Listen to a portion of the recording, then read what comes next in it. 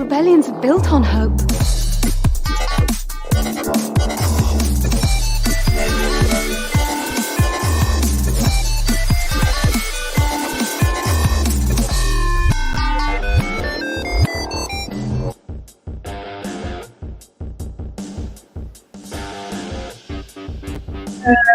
To another episode of Radio Rebellion, a Star Wars podcast. I'm your host, Alberto Calderon, and thank you for joining us on another Star Wars Saturday. Our co-host Audie will be here shortly, and just as we're starting his years like he planned it. How are you doing, Audie? Just in time. Where were you? I was taking out my dog.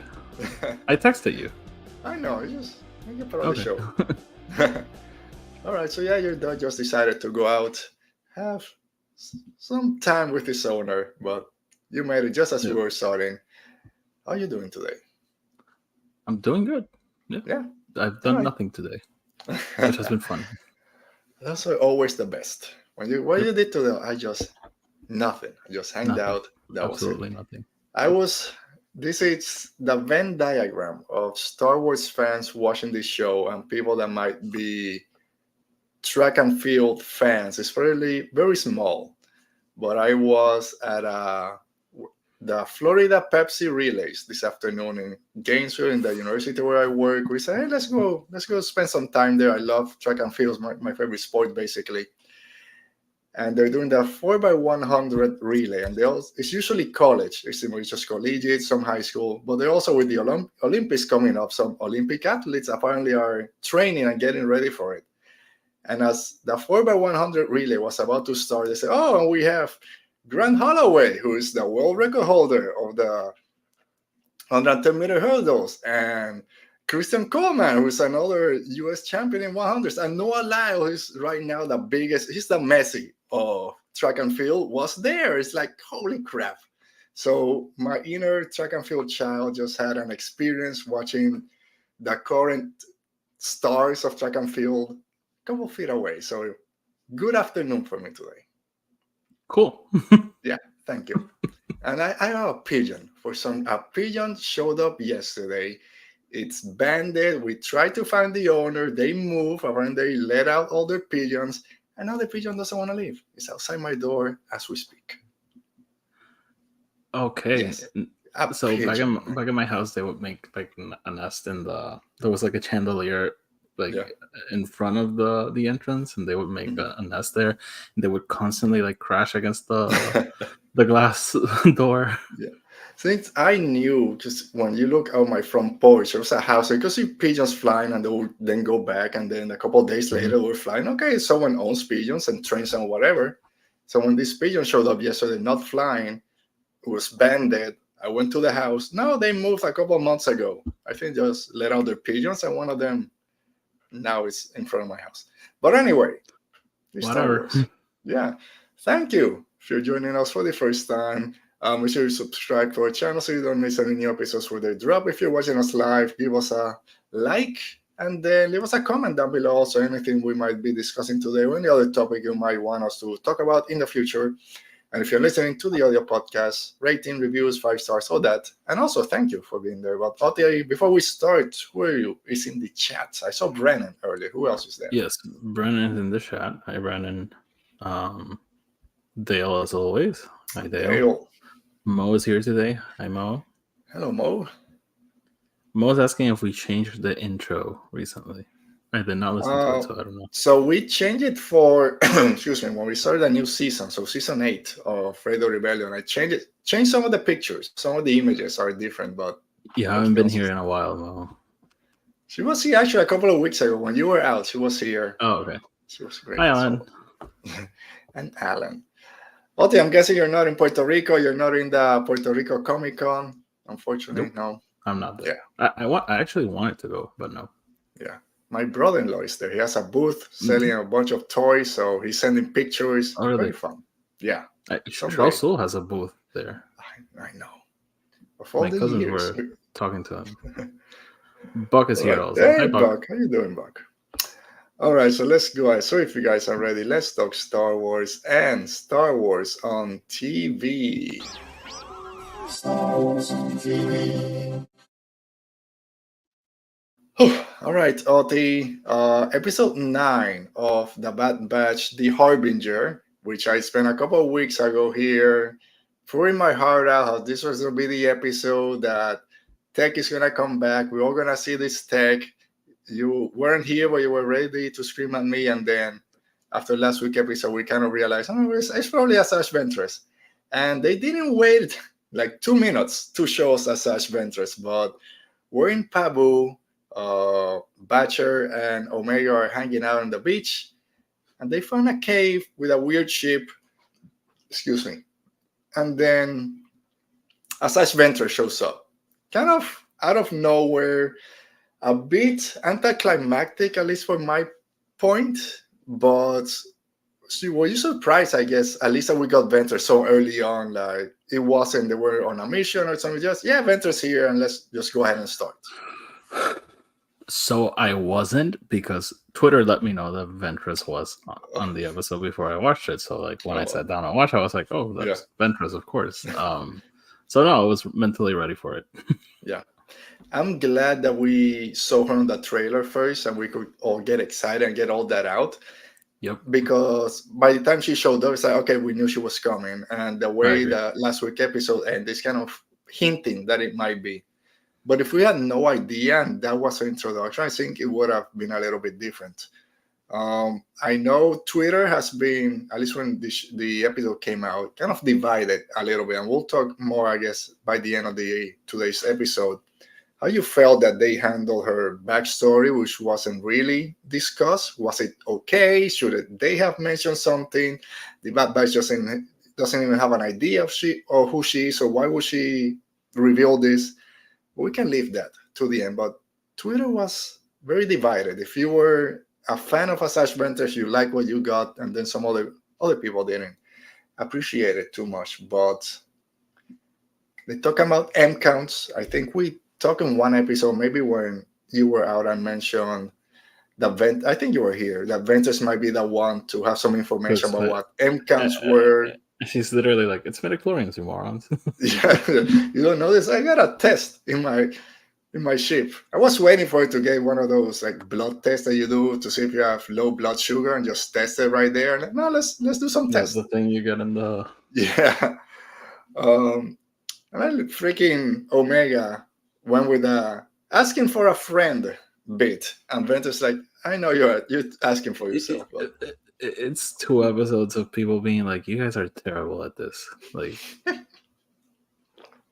not good. We had that episode with Fennec, where she's like, that's not how you approach a bounty hunter. He was like, oh yes, it's not for me. Yeah.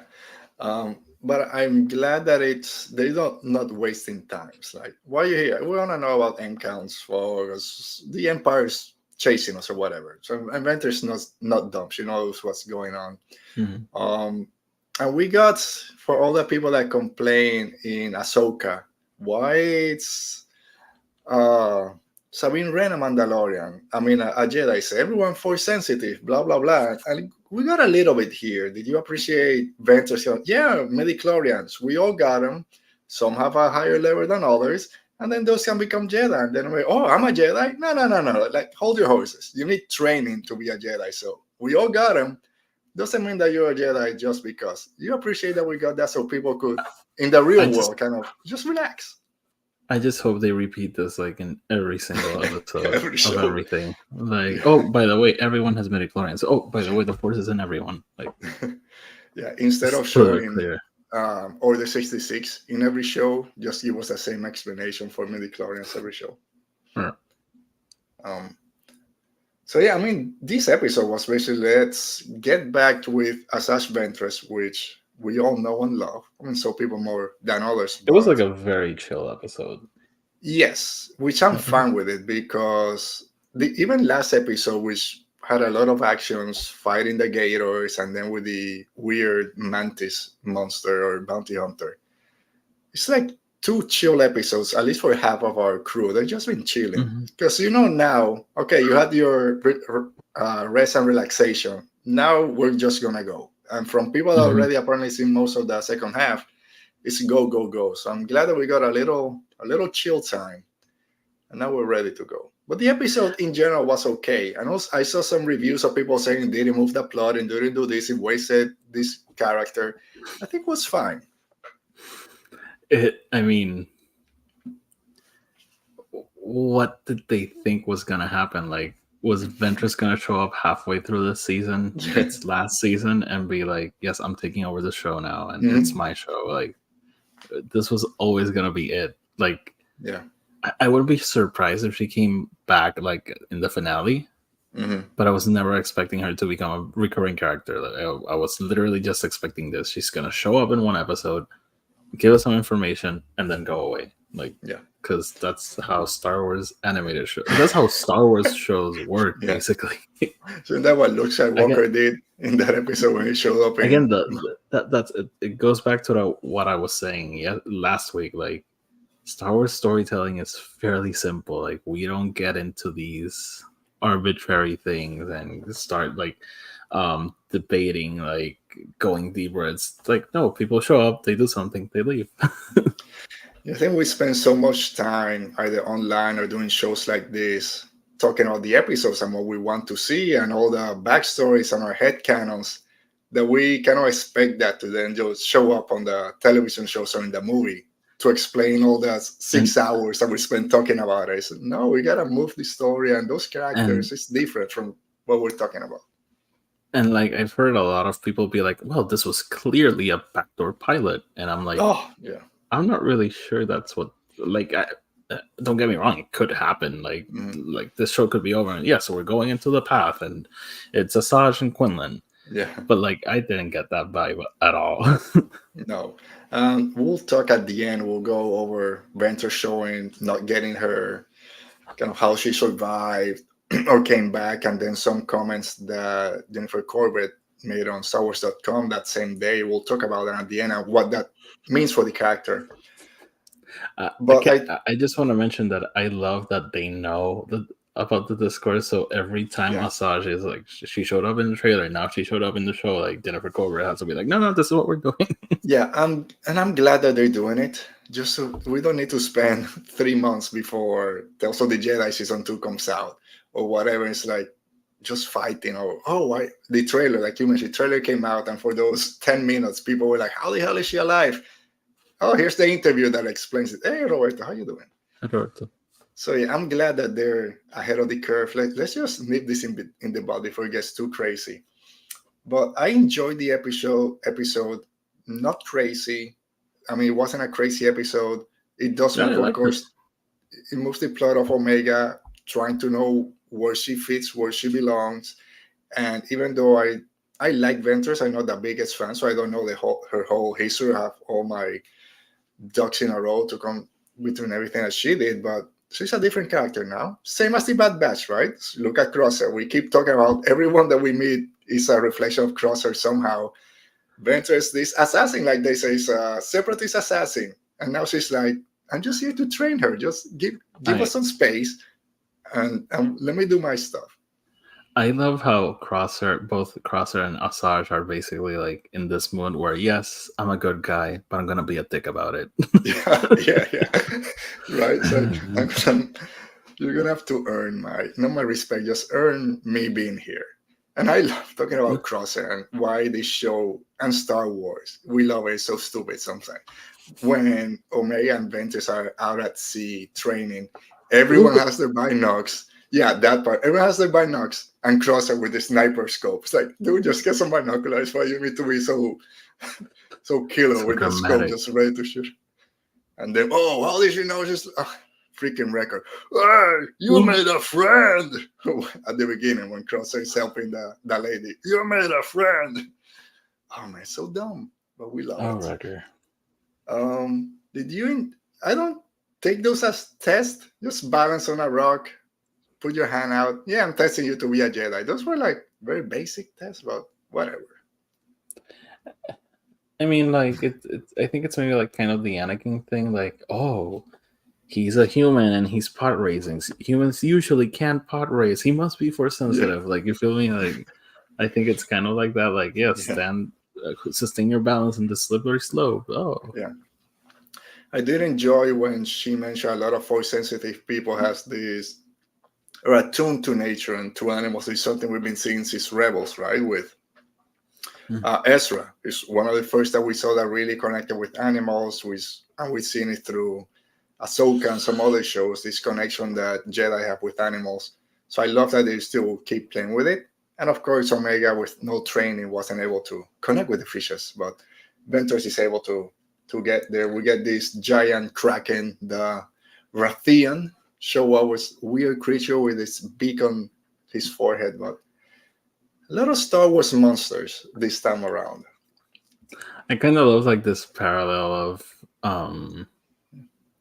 so I'm not sure parallel is the right word, but this thing of Asajj reaching out to connect and accidentally brings a monster into the fold.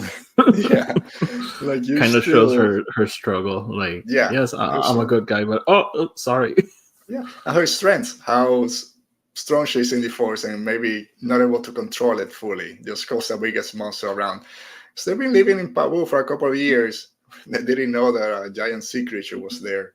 But something we talked about, Ventress kind of changing since we last saw her or read in the book, and Crosser changing, like Omega saying that, well, people change. Yes, it might have been a separatist assassin during the war, but people changed. Look at Crosser. I didn't give up on you. Like Omega tells Crosser. Mm-hmm.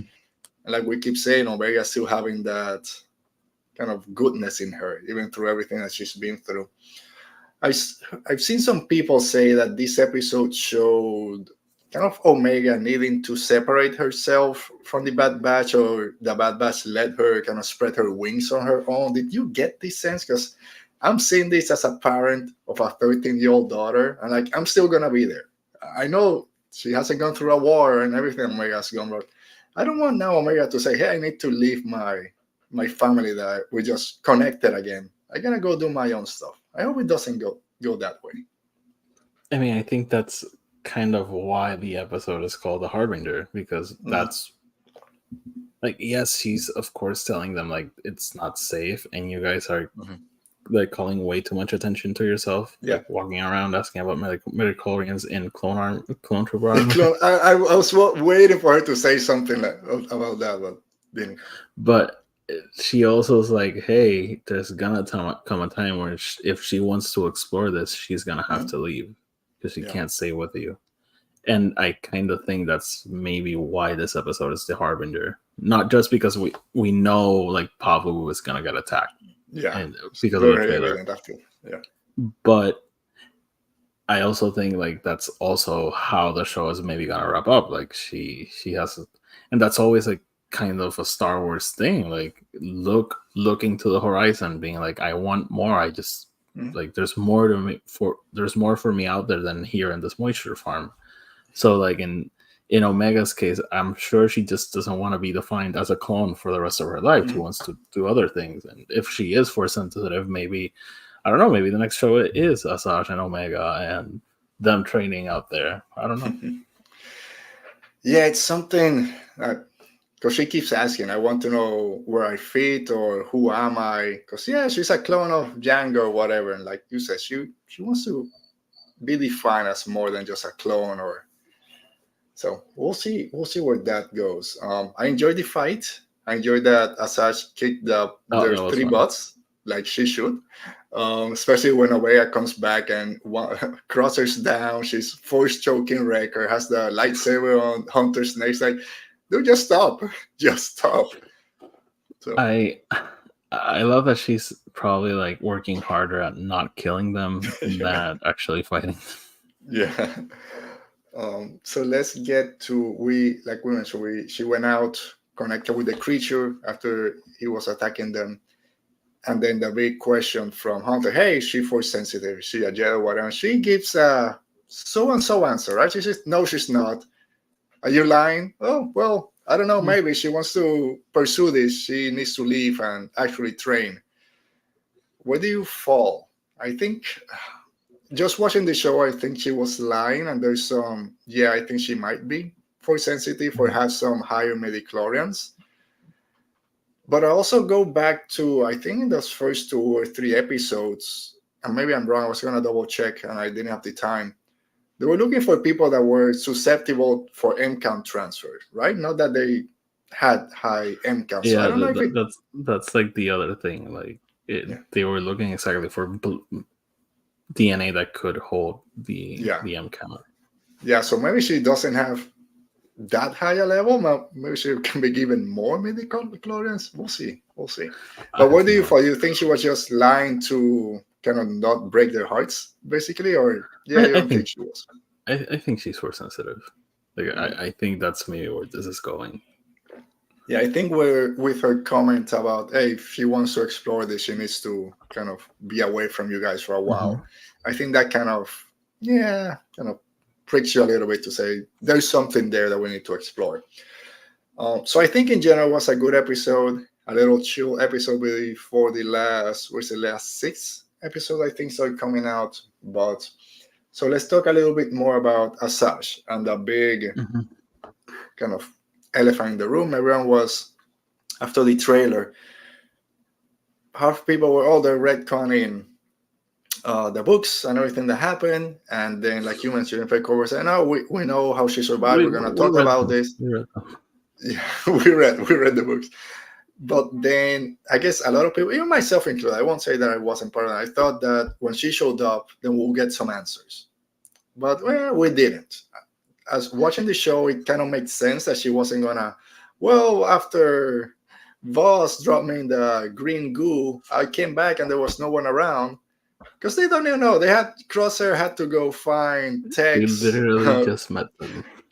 Internet database to figure out who the hell Ventress was. So it's like we're not gonna get that explanation. Were you okay with it? Were you waiting for something? Or the thing is, in the scenario in which she was introduced, like it really didn't make much sense to me for her to stop the show all of a sudden, look at the camera and be like, yes, I died that one time at Count Dooku's hand, but then Mother Talzin was like, hey, come back to life and I'm here now. Like that didn't really make any sense to me.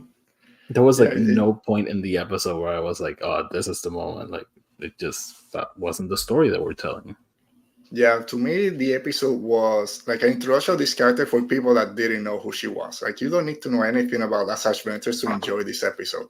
It's just a cool-looking character with a lightsaber, and then you can start asking 20 questions about who the hell this person is, and then if you start searching, you'll find out, or just wait for whatever comes next.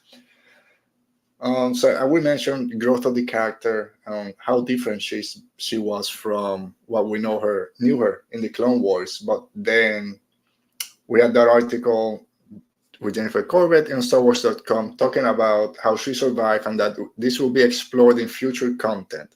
And like you mentioned, some people say, oh, Backdoor Pilot, here we go, the Asajj Ventress show is coming up.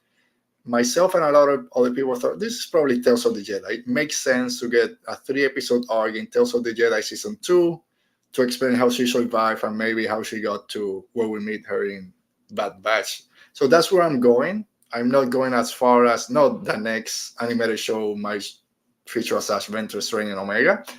Who knows? They did that with the Bad Batch, right? Kind of backdoor pilot with Season 7.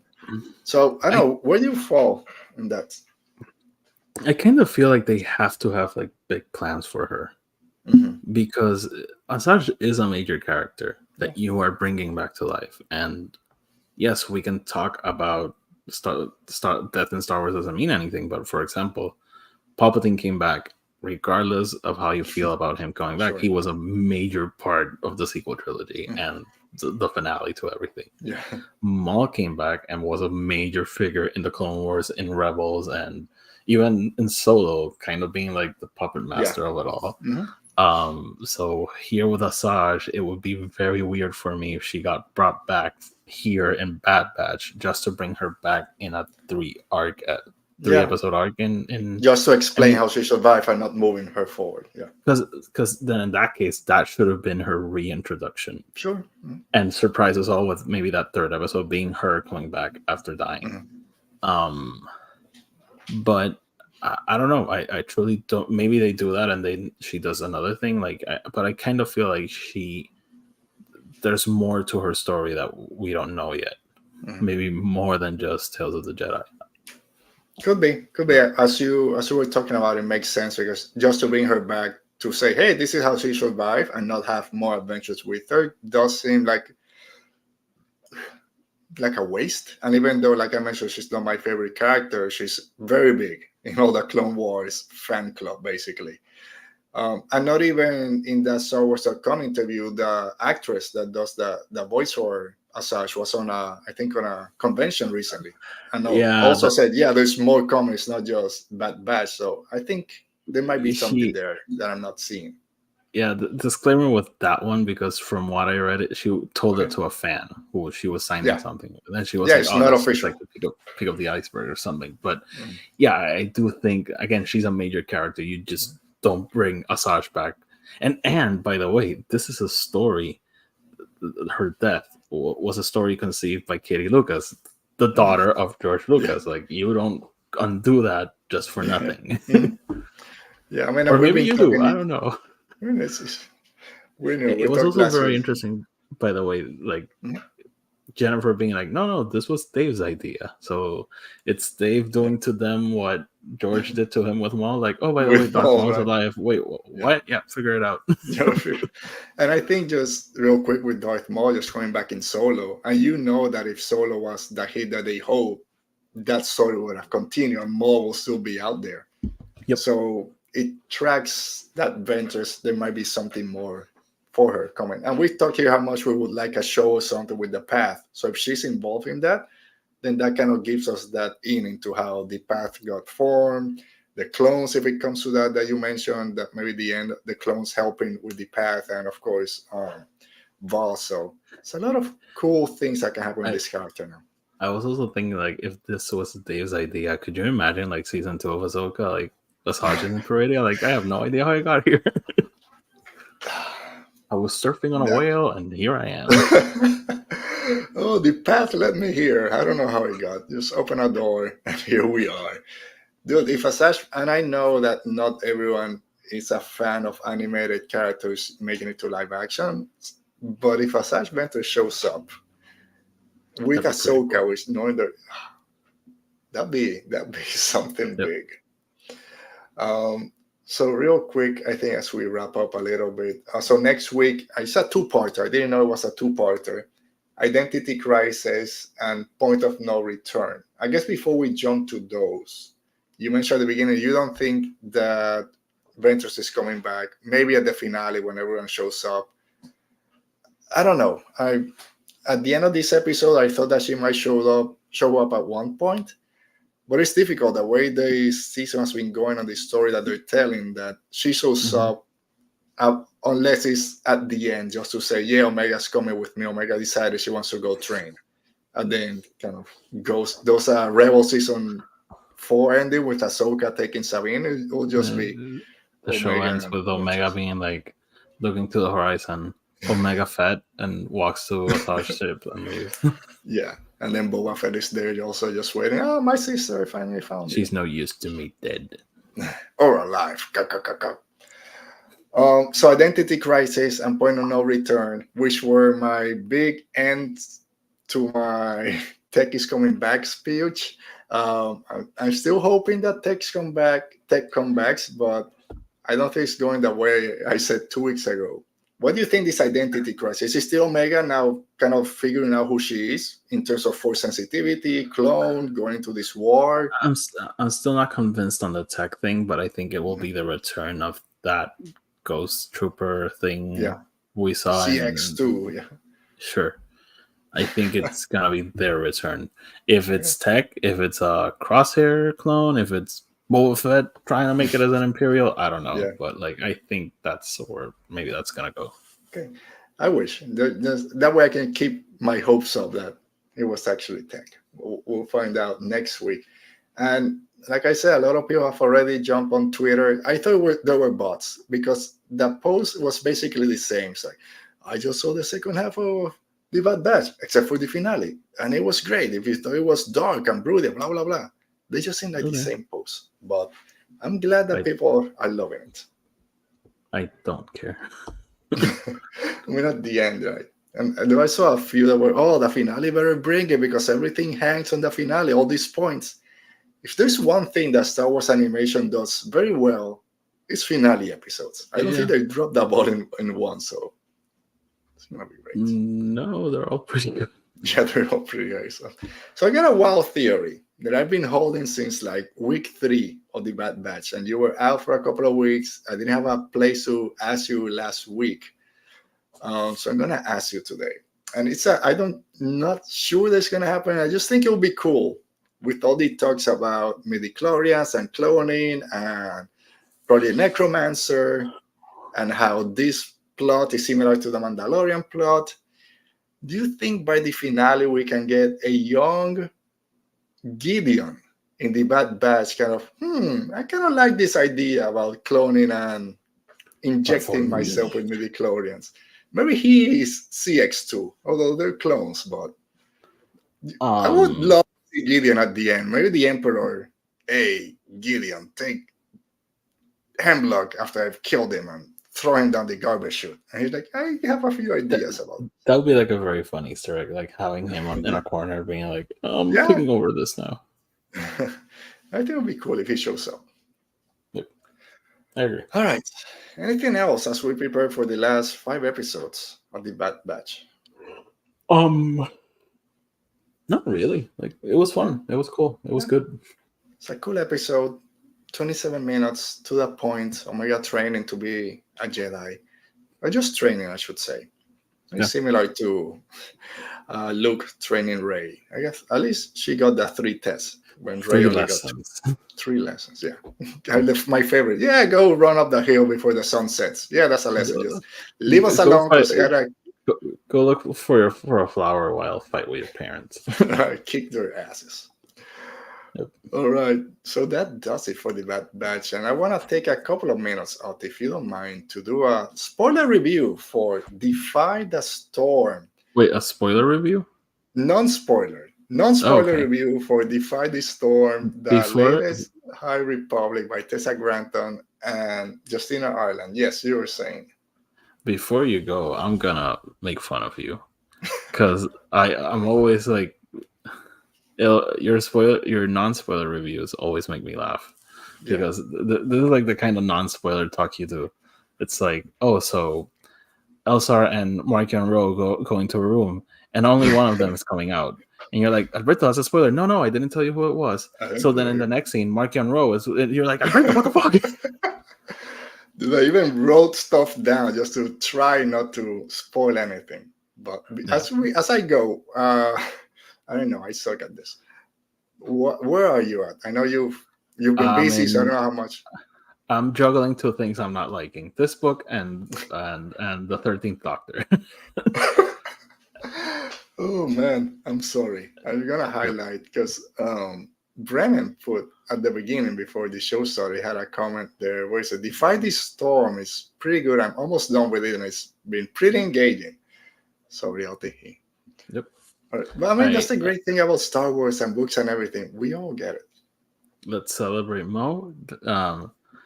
I'm somewhat through the Rising Star. Oh, that's my favorite Star Wars book, Mo. Like, truly. I think that episode was Mo was here saying, I just got my copy of Defy the Storm. And she's like, I'm still trying to finish phase 1. I'll be there eventually. It takes time. And this book, I'm gonna start right there. Even though it's a follow-up to Out of the Shadows, it really, really helps if you've read A Test of Courage, Mission to Disaster, Out of the Shadows, of course, and even the Vernestra story from Tales of Light and Life, because that's where she's at. It's one of those Star Wars books, even though you should be able to just pick it up and enjoy it, and you would, it benefits you like 105% to have read those previous books because of the characters that show up. It's Avon, it's Vernestra, it's... I just wrote Avon, who last time we saw her was a kid. Avon, Vernestra, Jordana Sparkburn, Sylvester Yarrow, Silent Graph, Kara Sue, Dr. Mkempa, Deva Lompa. All these are characters from all those books. Yep. To really know where their mindset is at, you need to have read those books. And that's good for people like us that just consume everything. Might be not the best for people that I'm just going to skip this book or skip that one because they're going to be a little bit lost on some of the motivations. Basically, this story, this is not a spoiler because this is in the back of the book. It's Vernestra is down in the dumps, basically. Last time we saw her, she was way seeking. She was trying to meditate, find her connection to people because she lost her master, Imri. Instant Geos, and believes she lost her Padawan, Imri Kantaros, also in the Fall of Starlight.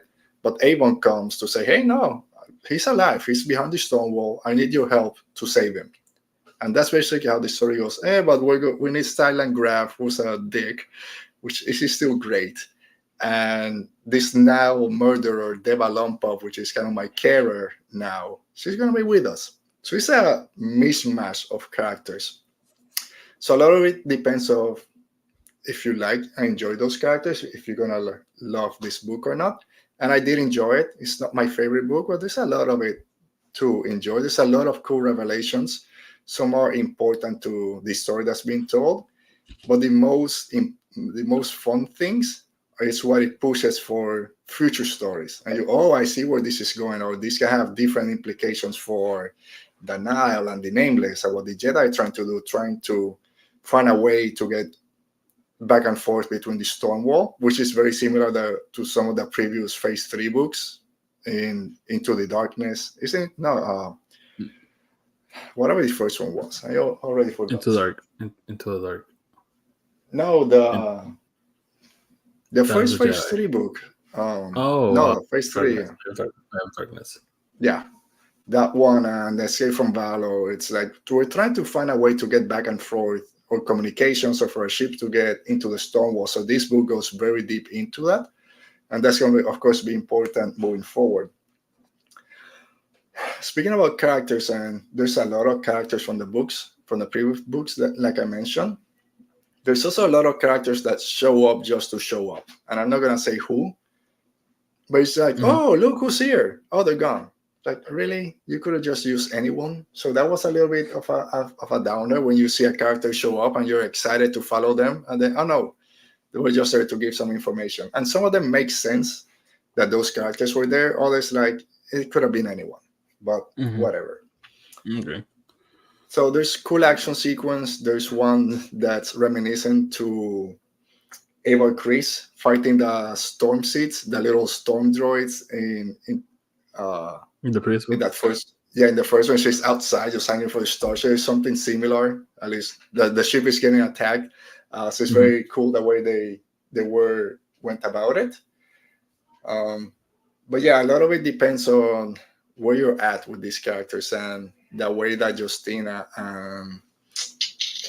just forgot her name, and Tessa Gratton write her writing style. So I did enjoy the book.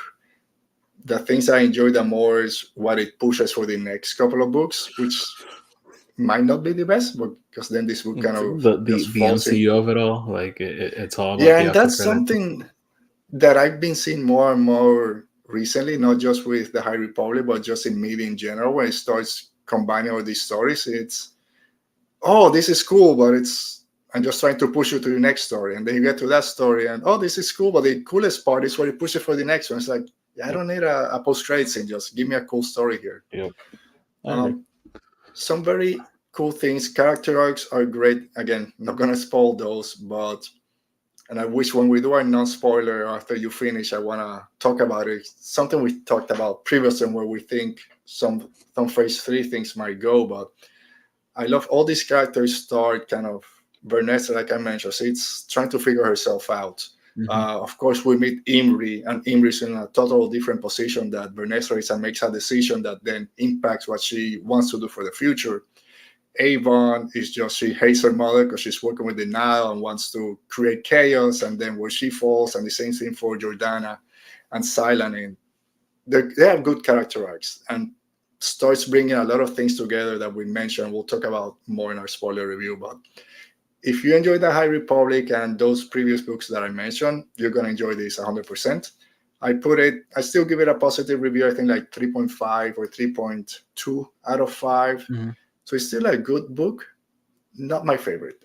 Like, I don't know. Maybe it's because I want that bigger story with the main characters, that when we get some of these smaller, or I don't want to call Vernestra a side character, I think you know what I mean. It's not the main Jedi Masters doing their own stuff. It's still important for the main story that's being told, but it's not my favorite part of it. So go pick it up. It's been out for a couple of weeks, and we'll see how it goes. And then when you finish, I'll finish eventually, at some point.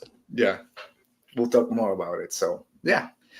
So one thing, kind of moving away from the spoiler review or non-spoiler, it's I don't hear people talking about this book anymore, especially now that the embargo kind of dropped for Living the Force. Living Force. And that's where most people kind of talk this past week. And again, even though I'm extremely grateful that I get some of these books in advance, Defy the Storm wasn't one of those. I'm part of it that when embargo drops, we're just talking about that book like 2 or 3 weeks before it actually comes out. And by the time it comes out, since all the reviews have been out for a couple of weeks, there's not a lot of chatter about it. It's like Defy the Storm, we should be talking about this book, and it's not out there. It's like, yeah, that Living Force, let's talk about that when it comes out next week. But I honestly think, like, with the exception of Into a Dark, like, do you really remember like Out of the Shadows and what was the last YA? Mission to Disaster. No, that wasn't a YA. No, the last what? Sorry, the last YA of Phase 1. Phase 1. Midnight Horizon.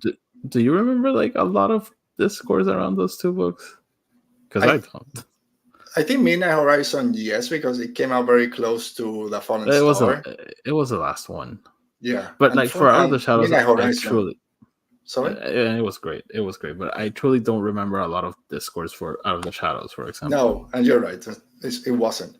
But the fun thing is, there's something in Out of the Shadows that gets revealed in this book, in Defy the Storm, pretty early. Something that something that happens in Out of the Shadows revealed here pretty early that I thought was extremely cool and made 100% sense. Like, why didn't I think of this? So it helps to have read those books to have a little bit of understanding. But yeah, I think you're right. But we should be talking more about some of these books. But there's so much out there that it's difficult sometimes. All right. Do you have any questions about it before we kind of wrap up? Not really. Like I still want to read it. I'm having a hard time getting like hooked on it. That's really about it. It's fine.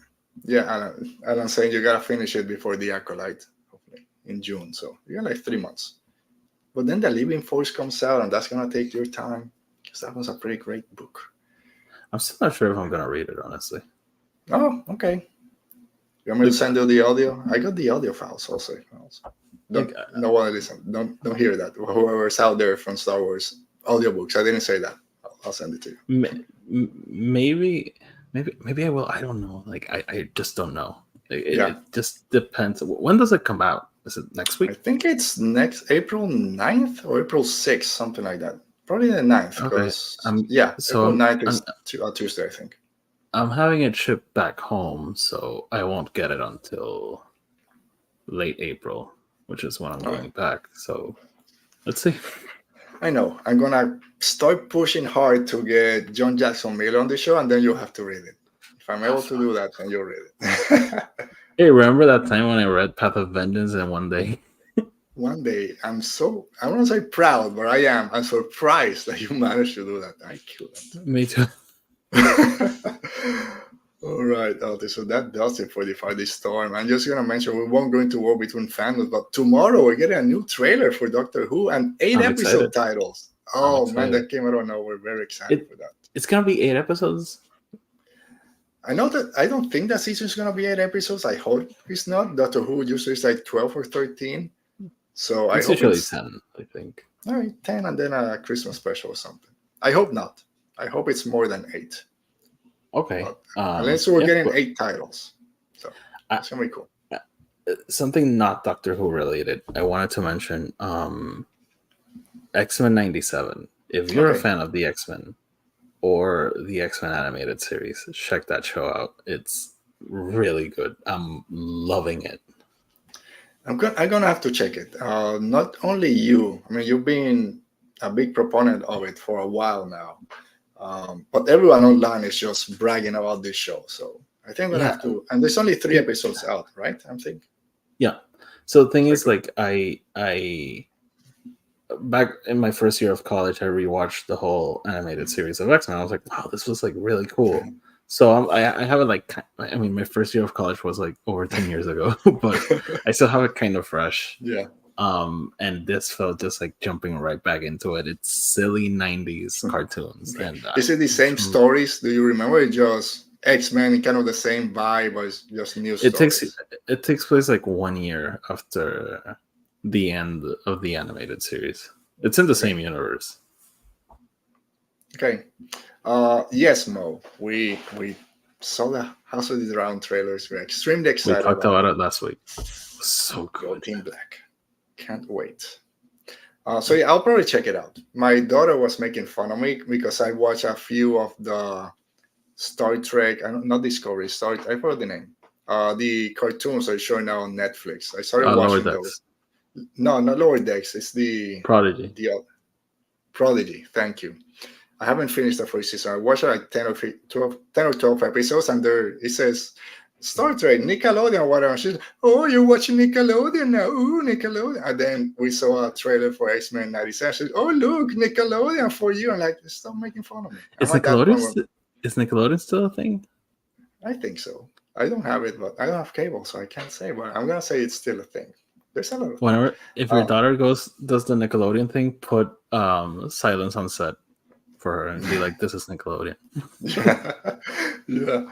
Quiet on So set. real Quiet quick, on set. I've been watching Three Body Problem on Netflix. From Is it talking good? about it's okay. It's a good show. It's not great.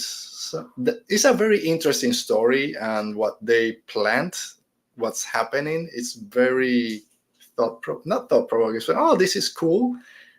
The writing could be better. It's not bad. Some of it is kind of obvious, kind of, oh yeah, you're trying to make a joke here, really doesn't work. Haha. But it's a very interesting story.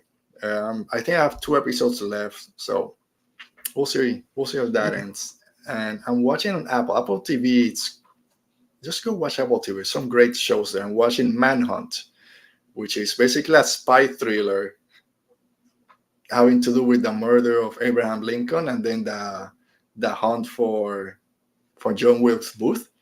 Okay. Great show. Great acting. Okay. It's a spy thriller in the 1800s or whatever. It's great. I actually canceled my Apple TV Plus. So yeah.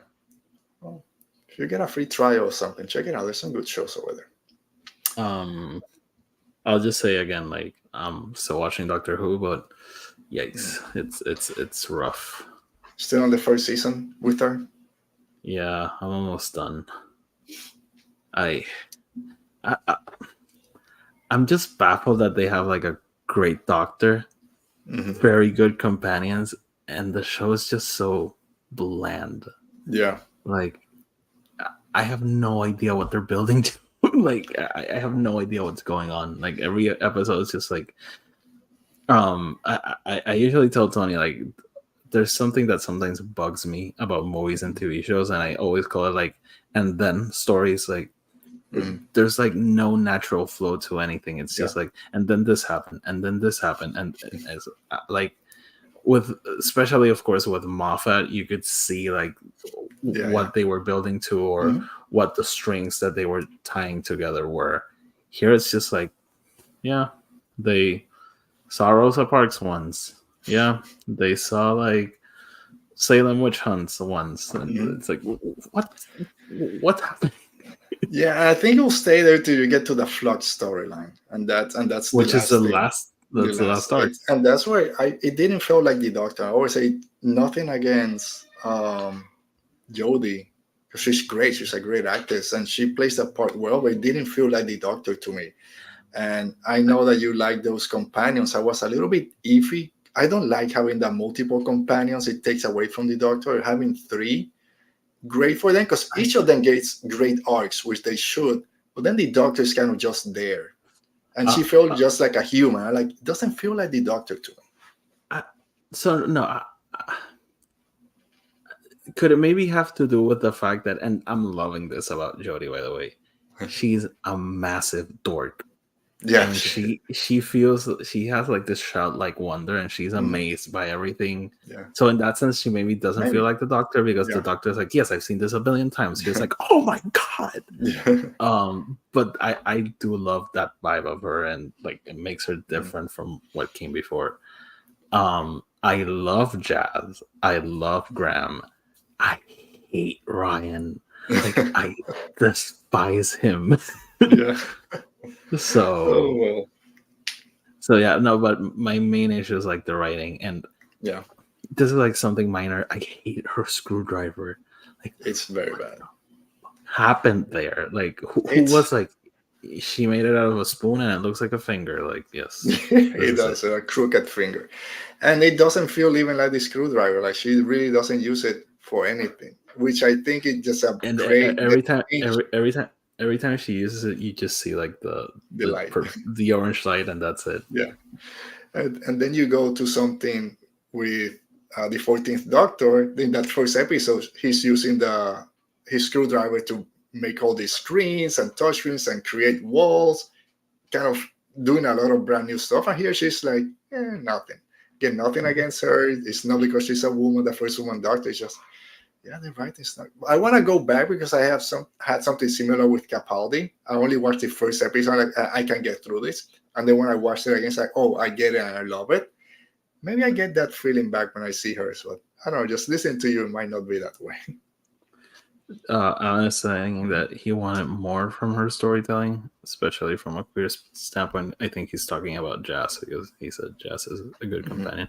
I really like Jazz, like, and I came into this season like ready to hate the companions, because I heard so much about them and how people didn't like them. So I was like, wait, they're not gonna be good. But I really like Jazz and Graham. I don't like Ryan because he doesn't know how to ride a bike. He'll learn eventually. Boy, I'm Ryan. Yeah. Yeah, again, I'm not that. I've never been the fan of multiple companions. I prefer the one-on-one. So this kind of, it took me a while to get it. Don't you? I know. Throw shade at Rory and Amy. And Amy. I mean, they're some of the best. There's some. I'm in the minority. And also like Bill, Nardole, and Missy. That was a I go to that in the back of my head when I said I don't like multiple companions. I say Nardole was a companion, Missy was there. It's like they were even though they didn't feel like companions. Of course, they were companions. I love that scene when Missy comes out of the TARDIS and it's like, I'm streamlining, baby. Yeah, Missy, that reveal. I listened to your latest episode with Tony, and Tony saying that he got spoiled. I guess just reading all the old message board that people thought Missy was the. From the first time she showed up, I was like, oh yeah, that's the master. Yeah. Spoilers. Yeah. After you finish with Jody, we'll talk about spoilers, things that were spoiled to me and things that worked. Something that what Alan just mentioned in the chat to me, that queer storyline made sense from one point or one part of that relationship to me, not the other, because I didn't see it. But I still have to see it from what I've heard. Like they build it up and then nothing happens. That's what I've heard. I am sorry if I'm spoiling, not really spoiling, but it's like you understand that Yas has this infatuation with the doctor and this crush on the doctor. It never reciprocated. I didn't see it till Yas then confesses her love. She said, oh yeah, me too. It's like my word came out of nowhere from the doctor's standpoint. Maybe I just it's kind of like if David Tennant at the end of it was like, yes, Martha, I do love you. Like, really? Yeah, exactly. This never happened. Poor Martha Jones got done that. I have so many thoughts about her story. She got done dirty. Yeah, and she kept popping up, and then still now you're just a badass. She was a secret agent. She was a doctor in the moon. All right, let's wrap it up because we can keep talking about the doctor. Yep. We'll do another doctor show. Just go listen to Bad Wolf broadcast and get all your Doctor Who fix over there. All right, Oti, we'll be back next week. I think you'll be out next week, right? I'm not sure. If I can make it, I'll make it. We're working on a move, so I'm not sure if I'll be able. We'll see. All right, we'll play by ear. Hopefully you're here. It's a two episode arc, so hopefully you can talk about that and you can see me paint my face in clown makeup when Tech doesn't show up. But we'll see if that happens. All right, we'll see everyone next week. Stay safe, be safe, and believe it or not, I do not know everything. See you.